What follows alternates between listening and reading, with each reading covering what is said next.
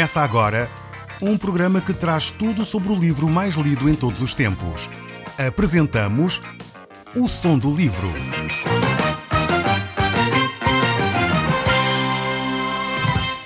Seja muito bem-vindo. Neste podcast vai encontrar o livro mais conhecido e lido em todo o mundo. Vamos levá-lo numa viagem pela história da humanidade. Este é um audiolivro para si, para a sua família e sociedade em geral. Contextualização e comentários de Paulo Chaveiro. Eu sou Paulo Chaveiro e nós hoje estamos novamente no livro do profeta Jonas. Nós iremos começar a olhar para este texto bíblico a partir do verso 4 e iremos fazer comentários mais cuidadosos a partir desse verso. Mas eu gostaria de vos dar a introdução, lendo então a partir do verso 1, porque na realidade assim nós ficamos com todo o enquadramento deste texto bíblico. Diz assim a palavra de Deus em Jonas capítulo 1, verso 1, e depois então faremos comentários mais detalhados a partir do verso 4. Diz assim: Veio a palavra do Senhor a Jonas, filho de Amitai, dizendo: Dispõe-te, vai à grande cidade de Nínive e clama contra ela, porque a sua malícia subiu até mim. Jonas se dispôs, mas para fugir da presença do Senhor, para Tarsis. E tendo descido a Jope, achou um navio que ia para Tarsis. Pagou, pois, a sua passagem e embarcou nele para ir com ele para Tarsis, para longe da presença do Senhor. Nós já falámos um pouco e só vou dar um resumo para nos enquadrar então aos ouvintes que nos acompanham a partir de hoje neste texto bíblico. Vemos aqui então Deus a trazer a Jonas uma missão. E a missão era ele ir à grande cidade de Nínive. Esta cidade era uma cidade extremamente cruel, era uma cidade que era inimiga do povo de Israel e que tinha práticas de torturas extremamente horríveis. O povo de Israel provavelmente já tinha sofrido algumas investidas do povo assírio, tanto que é relatado isso no livro de Reis, em que Israel e a Síria se aliaram para tentar travar as invasões assírias.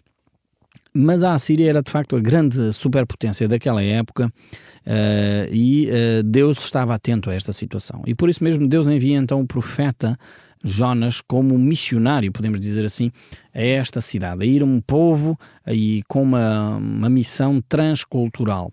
Ou seja, ele ia mudar de cultura, ia mudar de língua, ele tinha que se adaptar à realidade daquela nação, mas Jonas preferiu fugir, porque certamente estes fatores pesaram muito na reflexão de Jonas, que ele era um povo cruel, que aquilo provavelmente poderia ser mal interpretado pelos israelitas, talvez os seus nacionalismos tivessem pesado também, e por isso mesmo Jonas procurou fugir da presença de Deus. Jonas realmente desconhecia o grande amor de Deus para com todos os povos. Deus é um Deus que ama. Deus ama de tal maneira o mundo que ele deu o seu Filho amado por cada um de nós. Ele também amava este povo de Nínive. Por isso mesmo ele enviou um profeta para que ele pudesse proclamar uma mensagem, que era uma mensagem que não era muito agradável, era uma mensagem que manifestava o erro desta nação, declarava e punha a nu aquilo que eram as suas falhas como povo, e Jonas tinha esta grande missão. Eu imagino que não seria nada fácil receber uma missão destas, que era apontar as falhas, dizer àquele povo: vocês são cruéis, mais 40 dias, que era a mensagem que ele proclama mais à frente, mais 40 dias e Deus vai subverter a vossa cidade se não se arrependerem. E não era uma mensagem simples, era uma mensagem difícil, e por isso mesmo creio que estes fatores pesaram de uma forma terrível para a decisão de Jonas. Só que ele optou pelo pior caminho. Ele optou por desobedecer a Deus. Em vez dele talvez dedicar tempo à oração, procurar em Deus as soluções, dizer: Senhor, eu não entendo como é que tu me fazes um pedido destes, mas eu vou buscar. Não, ele tomou uma decisão radical. Ele colocou num barco, pagou do seu próprio bolso a viagem para se colocar a milhas, literalmente, a milhas, pensava ele, da presença de Deus. E aqui Jonas ignorava um aspecto. Ele pensava que Deus estava confinado à nação de Israel. E isto levanta-me logo uma ideia clara, é que às vezes nós pensamos que Deus está confinado à nossa congregação. Pensamos: bem, a minha igreja é que é a igreja certa. Todas as outras são erradas. Deus não age nas outras congregações. Isto é uma grande falácia. É uma atitude que não é coerente com as Escrituras. Jonas provavelmente tinha esta ideia. Deus está confinado à nação de Israel. Eu, se fugir da nação de Israel, Deus já não vai atrás de mim. E nós às vezes pensamos o mesmo. Eu lembro-me de um colega que tive, que ele dizia, considerava ele que determinada igreja onde ele frequentava era a igreja mais verdadeira. E ainda teve o descaramento de perguntar a um professor, claro que o professor que nos acompanhava teve a sabedoria de manifestar a esse jovem que não é assim, quer dizer, não há uma congregação que é de elite, não há uma congregação que é a única que tem toda a verdade. Não, há milhares de cristãos. Deus é muito maior do que a igreja A, B ou C. Deus é muito maior que a igreja católica, Deus é muito maior que a igreja evangélica, Deus é muito maior que a igreja protestante, Deus é muito maior, e você coloca o nome que quiser à frente da igreja que lá está. Deus é muito maior que isso, e Ele age para além disso. Realmente um grande sábio, Martinho Lutero, levantou-se no século XV, XVI, exatamente para dizer isto. A salvação não se confina à igreja, mas a salvação é restrita a Cristo. Ou seja, fora de Cristo não há salvação, mas fora da igreja há. Tínhamos muita consciência disto. Pode haver salvação fora da igreja, mas fora de Cristo não. Há uma pessoa que talvez não frequente a igreja nenhuma e ouviu falar de Jesus, leu um folheto, ouviu um programa de rádio e tomou a decisão de entregar a sua vida a Cristo. Esta pessoa é salva pelo sangue de Jesus Cristo, que purifica todo o pecado. E depois, se calhar, no processo ela vai entender e vai se integrar numa comunidade, porque faz parte do crescimento espiritual a necessidade de estarmos envolvidos numa comunidade. Mas há salvação fora da igreja, seja ela qual for. Não há salvação fora de Cristo. E aqui Cristo é exclusivista. Ele diz: eu sou o caminho, a verdade e a vida. Ninguém vai ao Pai senão por mim. Portanto, não há possibilidade de chegar a Deus de outra forma. Isto também é muito claro nas Escrituras. Ou seja, São Pedro não é um caminho para o Pai. A Virgem Maria não é um caminho para o Pai. Com todo o respeito por aqueles que apreciam e de alguma forma estimam estas figuras históricas do cristianismo, eles nunca se propuseram como um caminho para o Pai. O único caminho para o Pai é o próprio Jesus Cristo. Por isso é que nós somos cristãos. Nós não poderemos ser outra coisa. Se outros caminhos fossem propostos, nós seríamos outra coisa qualquer, mas somos cristãos porque seguimos a Cristo. E não porque seguimos a São Pedro, não porque seguimos a São Paulo, ou não porque seguimos a A, B ou C, e coloque lá os nomes que quiser. Nós seguimos a Cristo Jesus. E todos os verdadeiros cristãos percebem isto de uma forma muito clara, porque eles amam, eles adoram aquele que é digno de toda a adoração, que é o nosso Senhor Jesus Cristo. Então, Jonas estava neste contexto. Vamos voltar aqui ao texto de Jonas. E Jonas estava neste contexto. Certamente estas ideias todas vinham à sua mente e ele pensou, bem, eu tenho que tomar uma decisão. Então tomou essa decisão, entrou naquele barco para tentar fugir da presença de Deus. Mas da presença de Deus ninguém foge. Como eu disse, Deus é muito maior do que todos os territórios que nós possamos pensar que confinamos Deus. Seja igrejas, seja locais, seja terrenos de peregrinação, seja o que você quiser. Deus é muito mais lá. Há pessoas que pensam, bem, eu se for à igreja tal, ali Deus tem uma bênção especial para mim. Deus está em todo lado, não podemos fugir de Deus. Deus está no seu quarto, Deus está na rua, Deus está onde você caminha. Deus está, de facto, nesses lugares extraordinários onde nós temos um tempo especial com Deus, nas salas onde se reúnem pessoas para adorar a Deus. A grande diferença é que quando as pessoas se reúnem, está ali o corpo vivo de Cristo e Deus está lá no meio. Porque onde estão 2 ou 3 reunidos em meu nome, eu estarei ali. Esse é o grande poder dos ajuntamentos cristãos. Mas Jonas tinha esta confusão na sua cabeça. Por isso ele pensou que, indo para o sul de Espanha, estava a fugir da presença de Deus. Realmente parece que aqui a nossa Península Ibérica sempre foi um lugar onde parece que Deus se esqueceu de nós, mas não é verdade. Deus não se esqueceu do seu povo aqui na Península Ibérica. Jonas tinha esta ideia. Bem, aquilo é os confins do mundo. Lá, a Península Ibérica, aquilo aos confins do mundo, Deus não está lá. Está. Deus está aqui connosco também. Ele é um Deus poderoso para nos animar.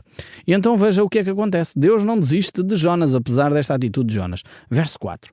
Mas o Senhor lançou sobre o mar um forte vento e fez no mar uma grande tempestade e o navio estava pronto a despedaçar. Vemos que Deus não desiste de Jonas. E aqui entra uma verdade bíblica extremamente interessante. Deus lançou uma tempestade. Jonas tinha um critério, provavelmente, muito pessoal de pensar na vontade de Deus. E às vezes nós temos o mesmo critério, usamos o mesmo critério que Jonas. É assim, nós pensamos assim, bem, se as coisas estão a correr bem é porque Deus está nisto. E se eu conseguir comprar o bilhete, Deus não me está a impedir de eu fugir. Se eu conseguir entrar no barco, Deus não me está a impedir, Deus está-me a abençoar. Até está aqui um barco para Tarsis e tudo, que era por onde eu queria ir. Deus abriu esta porta. E muitas vezes nós usamos este critério de Jonas.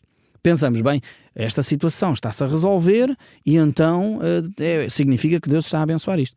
Se fôssemos por essa linha de pensamento, iríamos dizer que os líderes dos gangues e os líderes dos cartéis de droga seriam pessoas abençoadas, porque muitos dos negócios que eles fazem dão bom resultado. Tomamos com muita cautela com esta mentalidade de Jonas, com esta ideia de que se as coisas correm mais ou menos bem, Deus está nisto. Jonas talvez numa primeira fase pensou o mesmo, mas depois Deus trouxe uma tempestade. Agora, o curioso também é percebermos que nem sempre as tempestades são para destruição nossa.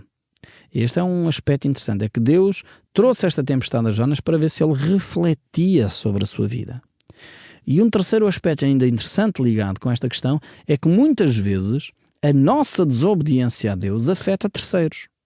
Percebe aqui, aqueles marinheiros, coitados, não tinham culpa de nada desta situação. Não foram eles que desobedeceram a Deus. Ainda que nós depois vamos ver mais para a frente que eles eram homens que estavam em desobediência também a Deus, e Deus utilizou esta situação para bem deles, para eles encontrarem um rumo com Deus. Mas eles estavam a sofrer pela desobediência de um homem de Deus, que era Jonas. Eles não tinham nada a ver com aquela situação e foram achados no meio de uma tempestade, como se costuma dizer em bom português, sem saber ler nem escrever. Quer dizer, aquela situação apanhou-os completamente de surpresa. Então temos estes aspectos aqui que salientam logo rapidamente sobre esta ideia da tempestade. O navio saiu então em direção a Tarsis, com esse rumo específico, começou talvez a navegar nas águas tranquilas do Mediterrâneo e rapidamente, sem os marinheiros darem conta, surge uma tempestade do nada. E isto é realmente algo que faz com que estes homens comecem a tomar alguma consciência do que é que está a ocorrer. Aqui o texto bíblico mostra claramente que foi Deus que lançou esta tempestade sobre o mar. É importante nós percebermos que Deus não é um Deus que está distante das coisas. Muitas vezes nós, por causa do panteísmo, daquela ideia de que Deus está em todas as coisas, e aquelas ideias muitas vezes místicas também, de que as coisas são deuses, muitas vezes desvalorizamos a ação de Deus através dos elementos da natureza. Deus pode utilizar os elementos da natureza. E Ele utiliza os elementos da natureza como bem lhe apraz, porque Ele é o Criador de todas as coisas. Foi Ele que criou os oceanos, foi Ele que criou as montanhas, foi Ele que criou a terra seca, foi Ele que criou os animais. Porque é que Deus não pode utilizar aquilo que Ele criou? Vamos imaginar e pôr isto de outra forma. Se você é o criador de uma obra de arte, pintou um quadro e depois quer mandar aquele quadro para o lixo, o que é que o impede de fazer isso? Se o quadro é seu, foi você que pintou. Eu lembro-me, eu gosto de pintar, não sou grande pintor, mas eu gosto nos meus tempos livres de desenhar e pintar. E a uma certa altura desenhei um quadro e não gostei daquele quadro. E amarrotei a folha e mandei para o lixo. A minha mulher ficou chocada. Mas Paulo, porquê é que fizeste isso? O quadro estava tão bonito. Mas eu achava que não. E eu disse, mas eu faço outro, qual é o problema? Mas ela ficou mesmo aborrecida com o facto de eu ter destruído aquele quadro que eu tinha feito. Mas eu não, porque eu não achei que era bem aquilo que eu queria. Portanto, eu era o autor daquela obra, portanto eu poderia fazer muito bem o que me apetecesse com ela. Podia mandar fora, podia queimar, podia guardar, porque era minha. Fui eu que criei. A mesma coisa acontece com Deus. Ele é o Criador de todas as coisas. Ele pode fazer o que entender, o que bem entender, com a natureza. E isto, ele traz então esta tempestade. É Deus que utiliza estas dificuldades, estas situações, para levar Jonas a refletir sobre a sua desobediência. O autor de Hebreus nos fala sobre isso quando ele diz no capítulo 11: outros, por sua vez, e aqui ele vai falar, o autor de Hebreus, que nem sempre as dificuldades são motivo ou são uma consequência da desobediência. Aqui ele vai mostrar o outro lado da moeda. o autor de Hebreus, quando ele diz: outros, por sua vez, passaram pela prova de escárnio, de açoites, sim, até de algemas e prisões, foram apedrejados, provados, cerrados pelo meio, mortos ao fio da espada, andaram peregrinos vestidos de pele de ovelhas e de cabras, necessitados, aflitos, maltratados, homens dos quais o mundo não era digno, errantes pelo deserto, pelos montes, pelas covas, pelos antros da terra.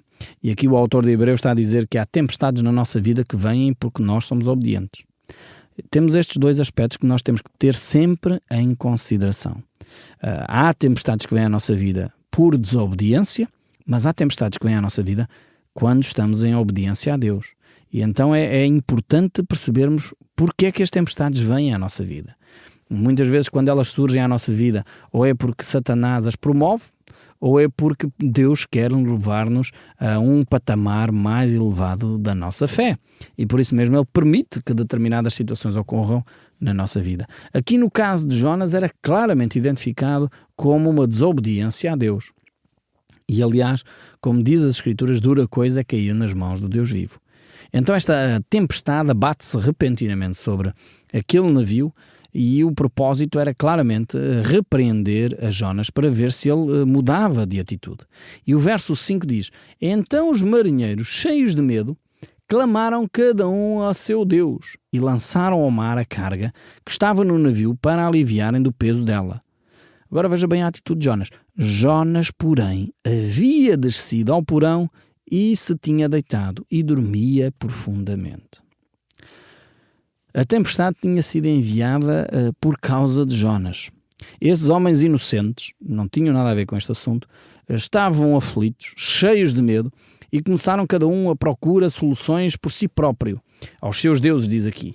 E depois começaram eles próprios a fazer o que era hábito nestas circunstâncias, a aliviar a carga, mandar a carga ao mar para ver se de facto ainda conseguiam salvar a sua pele e salvar o navio.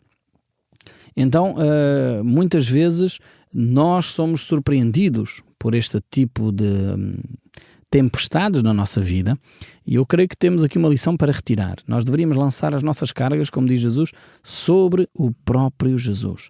Lançai sobre mim o vosso fardo, lançai sobre mim as vossas cargas e aprendei de mim, que sou manso e humilde de coração. Este é o primeiro aspecto. Depois nós vemos aqui que Jonas é um homem que já tinha a sua consciência tão cauterizada que nem dá conta da tempestade. Diz o texto bíblico que ele desceu ao porão e ali dormia. Este dormir aqui podíamos, sem grande ginástica hermenêutica, ligar à ideia da nossa consciência tranquila. Quantas atrocidades têm cometido com consciência tranquila? Os chamados sociopatas, aquelas pessoas que maltratam outros em grandes quantidades, são pessoas que têm a consciência tranquila. Não lhes pesa nada na sua consciência as maldades que têm provocado às outras pessoas. Então, ter a consciência tranquila, entre aspas, pode ser sinónimo só de termos a nossa consciência adormecida. De tanta convivência com o erro, tanta convivência com o pecado, tanta convivência com a injustiça, que faz com que a nossa consciência se habitue a essas práticas e já nem damos conta. Estamos adormecidos como que adormecidos. Jonas estava a dormir no meio de uma tempestade. Todos estavam preocupados, todos estavam aflitos, mas Jonas estava a dormir. E o verso 6 diz: chegou a ele o mestre do navio e lhe disse: que se passa contigo? Agarrado no sono, levanta-te e invoca o teu Deus, faz qualquer coisa. Talvez assim o teu Deus se lembre de nós para que não pereçamos. É curiosíssimo aqui. Jonas é acordado por aqueles que não creem em Deus, por aqueles que não têm a relação com o Deus vivo e verdadeiro, mas que estão no meio da tempestade e dizem: Jonas, faz alguma coisa, age. E quantas vezes nós cristãos somos interpelados por aqueles que dizem que não creem em Cristo sobre as nossas práticas, sobre a forma como nós nos conduzimos. Deveríamos ser exemplo para eles, mas a nossa consciência foi adormecida e já não somos exemplo para ninguém. E são eles que nos acordam e dizem: então, mas um cristão faz isto? Então tu és cristão e deixas esta atitude, vês este tipo de filmes, dizes este tipo de palavrões. Realmente um cristão acho que não devia fazer isso. E são os incrédulos que nos sacodem, que nos acordam, que nos tiram dessa dormência da nossa consciência. O verso 7 ainda diz: e diziam uns aos outros: vinde e lancemos sorte para que saibamos por causa de quem nos sobreveio este mal. E lançaram sorte e a sorte caiu sobre Jonas. Aqui não temos um método que seja aprovado por Deus, é preciso dizer isto. Estes homens eram homens pagãos que não tinham consciência de Deus, mas, no entanto, Deus utilizou até esta situação, e às vezes Deus utiliza mesmo os nossos maus hábitos para apontar uma verdade. E Deus queria mostrar claramente que o responsável daquela situação era Jonas, e ele fê-lo. E o verso 8 ainda diz: então lhe disseram, declara-nos agora por causa de quem vos sobreveio este mal. Que ocupação é a tua? De onde vens? Qual é a tua terra? E qual é o teu povo? Ou seja, eles estavam a apelar, mostra-nos a razão pela qual esta situação está a acontecer connosco. E, no fundo, estava a interpelar Jonas para que ele desse o seu testemunho. Às vezes nós somos assim, temos tanto cuidado para não falar de que somos cristãos, temos medo de dizer que aceitamos Jesus, temos medo de dizer que ouvimos o programa Som do Livro, temos medo disto e daquilo e daquilo outro, e às vezes são as pessoas que dizem, mas diz lá, então aprendeste isto aonde? E fizeste o quê? Como é que quem te ensinou isso? E é uma oportunidade tremenda para nós pormos a nossa consciência também em ordem. E ele foi interpelado por eles. E respondeu então Jonas: sou hebreu e temo ao Senhor, o Deus dos céus, que fez o mar e a terra. Tremenda declaração esta de Jonas. Um homem que tem a consciência adormecida, mas quando confrontado, ele relembra os princípios que são a sua orientação para a fé. Eu temo ao Senhor, o Deus que fez o mar e a terra. E o verso 10 diz então os homens ficaram possuídos de temor e lhe disseram: que é isto que fizeste? Pois sabiam os homens que fugia da presença do Senhor, porque lhe os havia declarado. Jonas tinha confessado o seu grande erro, o seu grande pecado, que era tentar fugir da presença de Deus. E por isso mesmo inocentes estavam a pagar, estavam a ser penalizados pela desobediência de um só homem.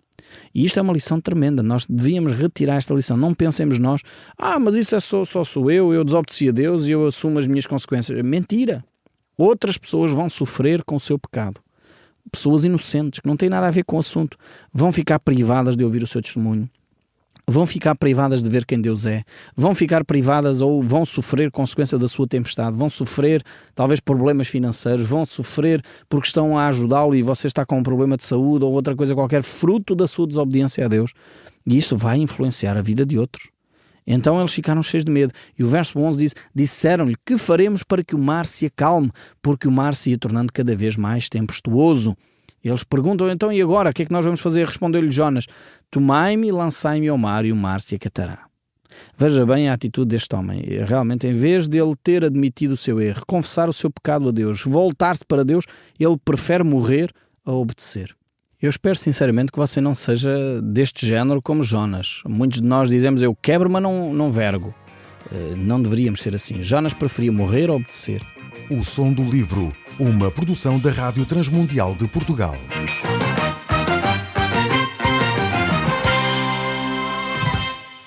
RTM. Conhece todos os nossos programas em rtmportugal.org. Uma produção da Rádio Transmundial de Portugal.